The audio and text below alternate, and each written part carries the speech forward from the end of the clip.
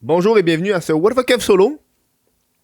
Bonjour, un petit podcast, bière, bon petit matin aujourd'hui, j'ai une journée correcte, chargée correcte, on peut dire. C'est pas comme hier où est-ce que j'ai fait 12-13 heures de montage. Aujourd'hui, c'est plus relax. Si vous voulez supporter le What the fuck Kev solo, ça se passe sur patreon.com/. What the fuck Kev. Vous avez accès aux shows en avance, à des après-shows. Maintenant, j'ai commencé à donner de la merch que j'avais, qui étaient des défauts de fabrication, donc que je ne pouvais pas vendre. On va les recycler, on va les donner aux membres Patreon. N'hésitez pas à aller là-dessus. Moi, c'est la meilleure façon de m'encourager. Sinon, vous pouvez devenir membre YouTube. C'est le gros bouton bleu. Ça m'a offert une pièce par mois. Moi, je trouve que c'est l'idéal. Beaucoup de monde qui font $1 par mois. Moi, c'est juste ça que j'ai besoin, Chris. C'est ça que j'ai besoin. D'accord? Ah, chaud de bière aujourd'hui. Un petit show sur la bière. Ça me tentait de faire un show pas visuel. Hein. C'est la première fois que je faisais un dégustateur de bière. D'accord? Aujourd'hui, au début, je voulais faire mon top 5 des meilleures bières de microbrasserie. Mais tu sais, c'est tellement subjectif. C'est quoi les meilleures bières de microbrasserie? Fait que dans le fond, ce qui est arrivé, c'est que j'ai choisi 6 bières. J'ai 6 bières devant moi que j'aime. Fait que c'est pas vraiment des bières les meilleures bières de microbrasserie ever, mais c'est plutôt les bières que je suis confortable. Et quand je sais pas quoi prendre, ben je prends ces bières-là. T'sais, c'est des bières, pour moi, c'est un choix qui est sûr, quelque chose que je connais. J'ai été dans des bières de microbrasserie qu'on retrouve au IGA ou au métro.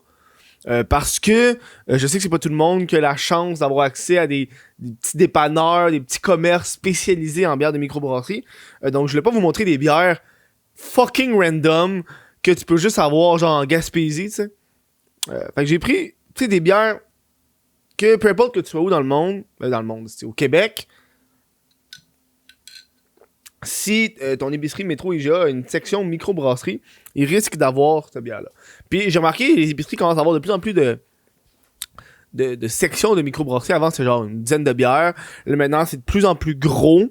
Tu sais, il y en a que c'est juste des racks, d'autres que c'est quasiment une rangée complète. Donc, c'est vraiment le fun. Vous allez voir, j'ai des choix assez particuliers de bières. Il n'y a pas de rousse, il n'y a pas de blonde. C'est des bières. Moi, j'aime les bières blanches, j'aime les bières noires, les stouts, les bières foncées, bières sucrées. Fait que c'est vraiment.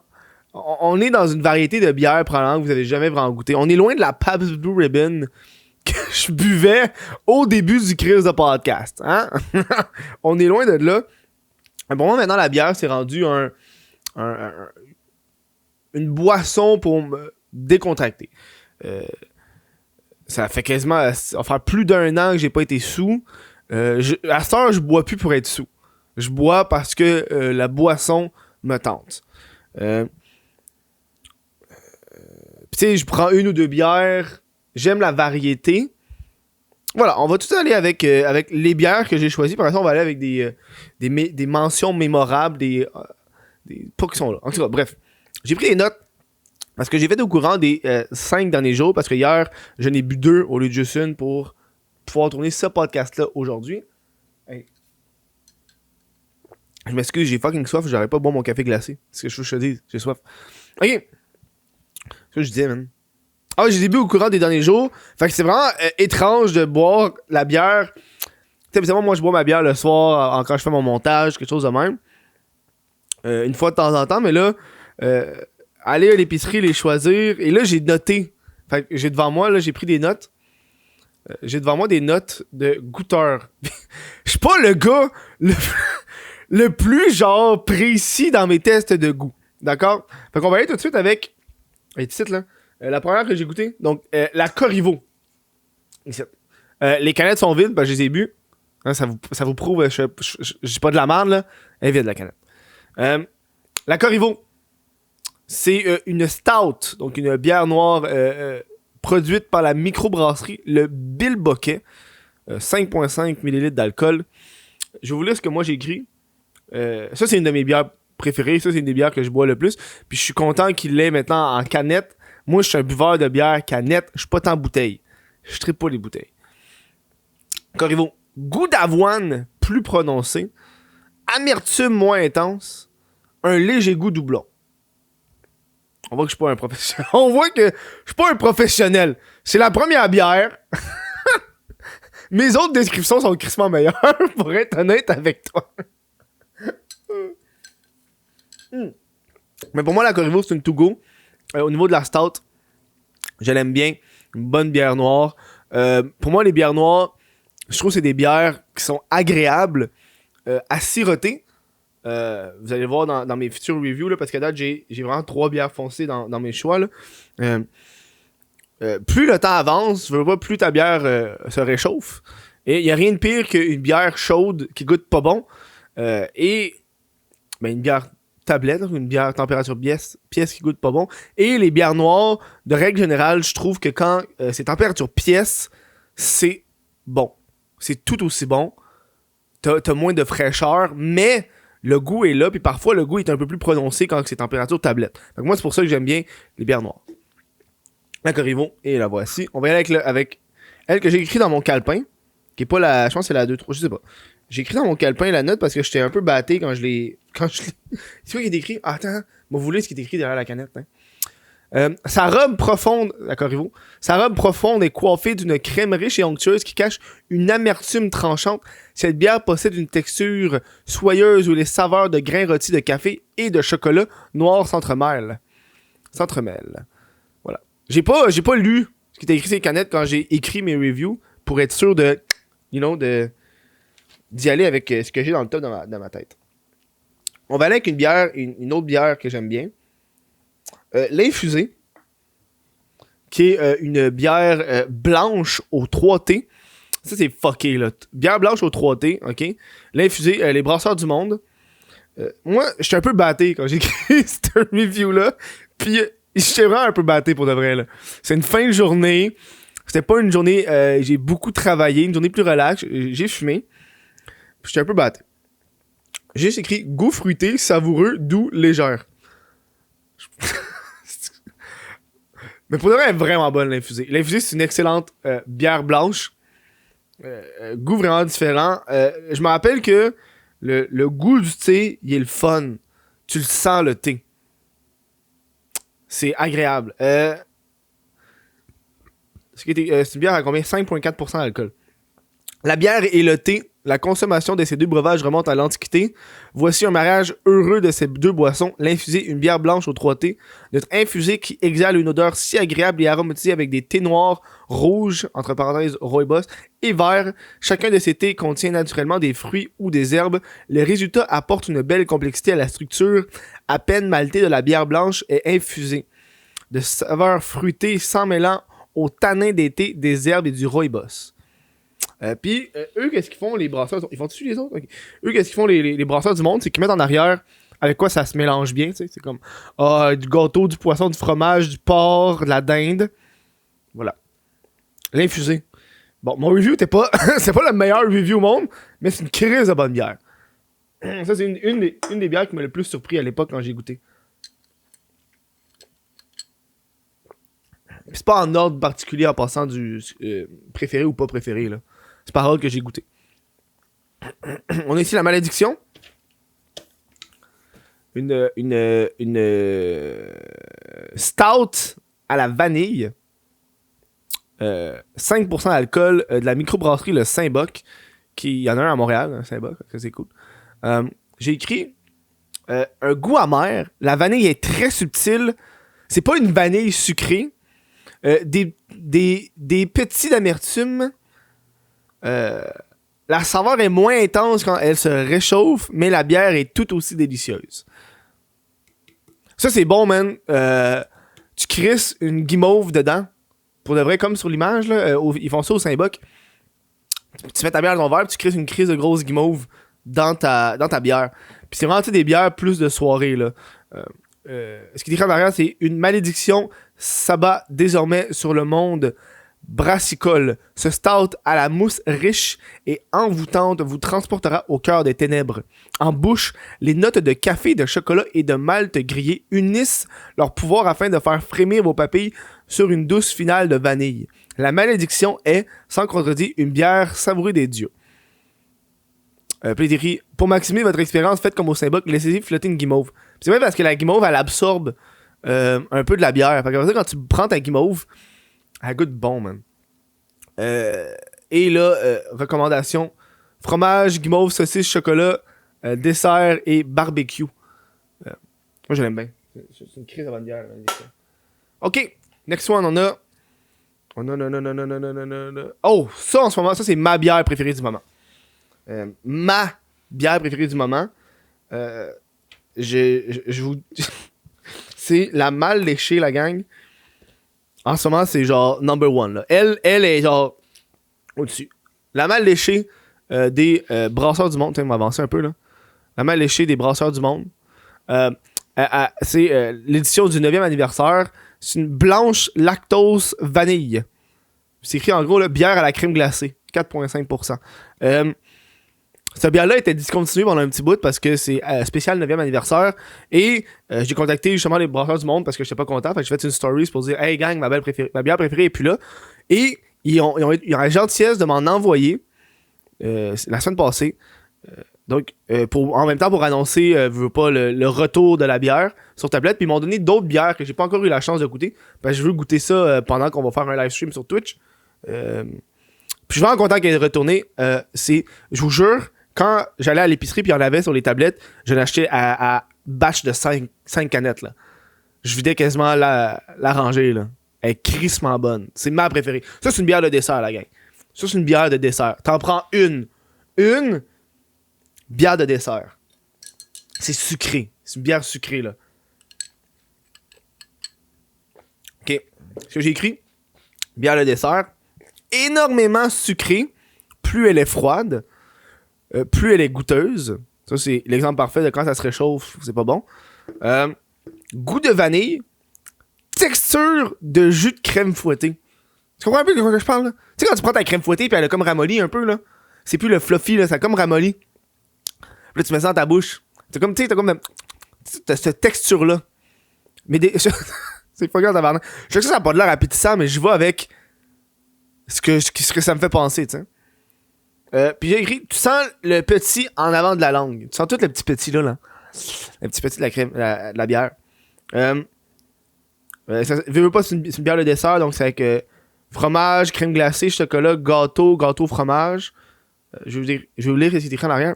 Pour notre 9e anniversaire, voici la mal léchée, une bière blanche d'une douceur lactée, présentant une rondeur en bouche, complétée par une forte touche de vanille.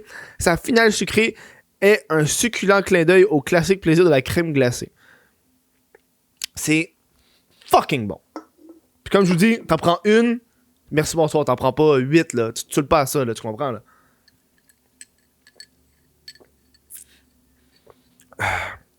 Next one. La Gaspésienne. La microbrasserie Pit Caribou. Man. Ça, c'est une des rares. C'est rare, je l'achète, elle. C'est plus parce qu'à Montréal, il y a une microbrasserie Pit Caribou. Puis avant, j'y allais. Puis c'est une bière que je prenais souvent. Fait que moi, ça me rappelle beaucoup plus de souvenirs que d'autres choses. Fait que c'est pour ça que j'aime bien la boire. Qui est la Gaspésienne numéro 13. C'est une Robust Porter. Combien de pourcentage? Je cherche, je trouve pas. Ah, 6,2%. Et voilà. Définition, arôme corsé, fumé à la limite, rafraîchissante. C'est rafraîchissant, mais j'écris que c'est l'opposé d'une Corona au niveau de la saveur. Tu sais, une Corona, c'est rafraîchissant, tu sais. Mais ça aussi, c'est crissement rafraîchissant, mais ça goûte pas le style Corona, là. C'est l'opposé. Je m'imagine sur une terrasse avec. Tu sais, c'est une porter qui goûte pas fort le houblon et l'avoine et les cafés, ce genre d'affaires-là. C'est quasiment comme... tu sais, j'en parlais avec mon ami hier. Je la buvais pendant que je faisais du télétravail. Puis c'est comme genre si tu mélangeais justement, mettons, une Corriveau, qui est une bière noire forte, tu crises de l'eau dedans. C'est un peu genre ça, le principe. C'est bon, man. Je dis pas que c'est pas bon, c'est juste que je trouve que c'est une bonne bière pour peut-être t'introduire dans le monde des bières foncées, des bières noires. Parce que les bières noires, souvent, c'est comme les bières que le monde... Déjà, tu sais, des fois, le monde, il aime pas la bière, il aime pas genre la Budweiser. Fait qu'après ça, tu lui fais goûter une Corriveau ou une Malédiction, ils sont genre « Oh, c'est pas pareil! » Tu sais? On n'est pas dans une IPA non plus. Moi, je suis pas un fan de IPA. J'aime pas le goût trop intense du houblon. Moi, je préfère le goût de l'avoine, un peu le malt ou même... Mais je suis pas un pro de la bière, si on s'entend, là. Je suis un gars qui aime boire de la bière de façon occasionnelle, tu sais. Et on a la dernière que j'ai goûtée hier, qui est une variante, c'est une autre abricotée. C'est comme l'infusée, mais celle-là est au abricot. L'abricoté, les brasseurs du monde, 5,3% d'alcool. Bière blanche à l'abricot et au thé. Elle, je l'ai pris parce que c'est une to go. Ça fait vraiment longtemps que je l'avais pas goûté. Puis malheureusement, je la trouve moins bonne que l'infusée. Mais je veux quand même la mettre dedans parce que pendant que j'ai fait la vidéo, je l'ai choisi parce que je suis genre, ah oui, l'abricoté, il me semble que je l'avais bien. Puis l'infusée est tellement populaire. Encore, c'est les brasseurs du monde. Elle est tellement populaire qu'ils ont fait une variété de sortes et je les ai toutes goûtées. Il y en a une, je pense, au thé chai, au pamplemousse, à la lime et à la lime et la camomille. Il y en a au bleuet, il y en a plein. Là. J'ai toutes goûté. Et la originale et l'abricoté, c'est ceux que je me rappelle qui étaient bons. T'sais. Mais là, hier, je l'ai bu. Puis je vais vous aller avec ça. Fruité. Ce que j'ai écrit. Fruité. Un peu sûr, genre 5%. Je suis fucké, moi. Légèrement goût de malt. Légère. Ok, ouais. J'ai mal écrit. Excuse. Légère. Espace. J'ai pas mis d'espace. Le goût du malt est surpassé par le goût de l'abricot. Goûte un peu le thé. Puis là, j'ai écrit, c'est comme squeezer ton restant le restant de ta poche. Puis j'ai écrit que le goût pogne dans la gorge. Fait que c'est pour ça que vers la fin de ma bière, je la trouvais plus désagréable. Je trouvais que le goût pogne dans la gorge. C'est genre, ah, tabarnak, ça me pogne dans la gorge. Mais quand même bonne. Est-ce que tu en arrière? Le mariage du thé, des fruits et de la bière continue d'inspirer l'équipe des brasseurs du monde, effectivement. Voici l'abricoté, une bière blanche belge avec une infusion de thé noir et d'abricot. La bière voilée est de couleur dorée au reflet orangé et offre au nez clair d'abricot avec des notes de pêche. Oh, ouais. Le résultat en bouche offre une belle harmonie entre la douceur désaltérante des tanins du thé, la légère fraîcheur du fruit et notre rafraîchissante base de bière blanche. Santé. Et là, c'est fromage, gâteau, poisson, porc. Voilà. C'était mes bières. Les bières... mon choix de microbrasserie québécoise. Puis vous voyez, on n'a pas de blanche, on n'a pas de rousse. Je suis pas un fan de ces bières-là. J'aime les bières surettes de temps en temps, mais il y en a pas beaucoup de bières sûres qui me pognent, tu sais, veux dire. Puis à chaque fois que je goûte des bières sûres, je l'oublie, genre. Tu sais, c'est comme une bière, tu bois une fois, genre par 3 mois, tu sais. Puis moi, je trouve que le monde des microbrasseries, c'est le fun. Puis moi, un aspect que j'aime, c'est vraiment le design des canettes. Ça a l'air cave, mais je trouve que c'est important que la canette soit haute. J'aime ça, moi. Il y en a qui font... C'est quand ça fait partie, je trouve, de l'identité de la bière. Le design de la canette. Ou de la bouteille. J'ai donné une mention d'honneur. Je crois qu'on peut se le permettre, une mention d'honneur. C'est pas une bière de microbrasserie, mais ça reste une bière québécoise. Ma mention d'honneur est si vous préférez des bières style... j'en ai pour mon cash, là, parce qu'on s'entend des bières de même, c'est 4-5$ la bouteille, là. Chris, c'est cher la bière. Moi, mon choix est toujours Belle Gueule. La caisse de 15, je pense, ou 16. Parce que dans le fond, c'est comme... Je pense une caisse de 15, c'est 16,99. Fait que tu sais, c'est comme, ok. Pour moi, c'est genre mon choix de bière quand, tu sais, c'est pour une soirée, là. Tu sais, c'est pour partager. Belle Gueule. Puis je prends toujours les packs multiples, tu sais, où est-ce que t'as genre 4 sortes de bières dedans. J'aime la diversité, là. J'aime ça, boire différentes affaires. J'aime pas ça juste boire genre de la rousse toute la soirée, tu sais. Tu sais, genre une petite blanche là, une petite... Moi, je suis un gars de même. J'aime ça changer les affaires. Puis ça fait en même temps que tu te tannes moins de ta bière. À un moment donné, quand t'es rendu à ta 4e bière, tu te tannes un peu moins, tu sais. Ça a été une expérience vraiment le fun à faire pour le vrai. De m'asseoir, de réfléchir à quelle bière vous parlez. Veux pas, je sais qu'il y a beaucoup d'entre vous qui vont écouter ce podcast-là et que leur bière de prédilection de microbrasserie est crissement à l'opposé des miens, là. Moi, excuse. Moi, je sais que j'ai un goût particulier, là. On est dans les bières